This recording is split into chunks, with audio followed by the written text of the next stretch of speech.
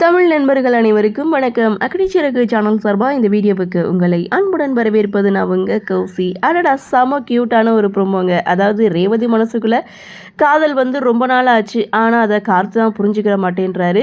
So இங்கே கார்த்தி பாயை விரித்து தரையில் படுக்க, அதை பார்த்த ரேவதி, ஏன் நீ தரையில் படுக்கிற, கட்டிலில் வந்து படு அப்படின்னு சொல்ல, இவ்வளோ நாளும் நான் தரையில் தானே படுத்துட்டு இருந்தேன், இப்போ என்ன புதுசாக கட்டிலில் படுக்க சொல்கிற, பரவாயில்ல இருக்கட்டும், நான் தரையிலே படுத்துக்கிறேன்னு சொல்ல, சரி உனக்கு தான் கை சரியாயிடுச்சுல்ல, அப்புறம் இன்னும் ஏன் இருக்க, நீ ஆஸ்திரேலியாவுக்கு போகலையா, அதற்கான ப்ரொசீஜர்லாம் ரெடி பண்ணலையான்னு சொல்லி கார்த்தி ரேவதி கிட்டே கேட்க, என்ன இவர் ஆஸ்திரேலியா கிளம்பி போக சொல்கிறாரு, இவரை புரிஞ்சுக்கிட்டு நம்ம இவர் கூட சேர்ந்து வாழலாம் அப்படின்னு பார்த்தாக்க பேக் பண்ணி அனுப்புறதுலே இருக்காரே அப்படின்னு சொல்லி என் மனசில் இருக்கிற விஷயத்த ஏன் புரிஞ்சுக்க மாட்டேங்கிறேன், ஐ லவ் யூ அப்படின்ற மாதிரி மனசுக்குள்ளேயே வந்து பேசிகிட்டு இருக்காங்க.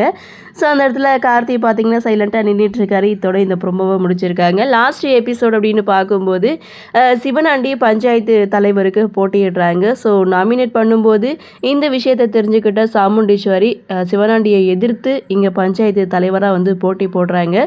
ஸோ அதே சமயம் துர்காவை வச்சு சாமுண்டீஸ்வரியை தோற்கடித்து கார்த்தியை வீட்டை விட்டு வெளியில் அனுப்பிடலாம் அப்படின்ற ஒரு திட்டத்தோட சந்திரா ஒரு பக்கம் ஒரு பிளானை போடுறாங்க. ஸோ இதில் எது நடக்கும் அப்படின்ற ஒரு எதிர்பார்ப்போட அப்கமிங் எபிசோடு இருக்கும். கண்டிப்பாக சாமுண்டீஸ்வரி தான் ஜெயிப்பாங்க.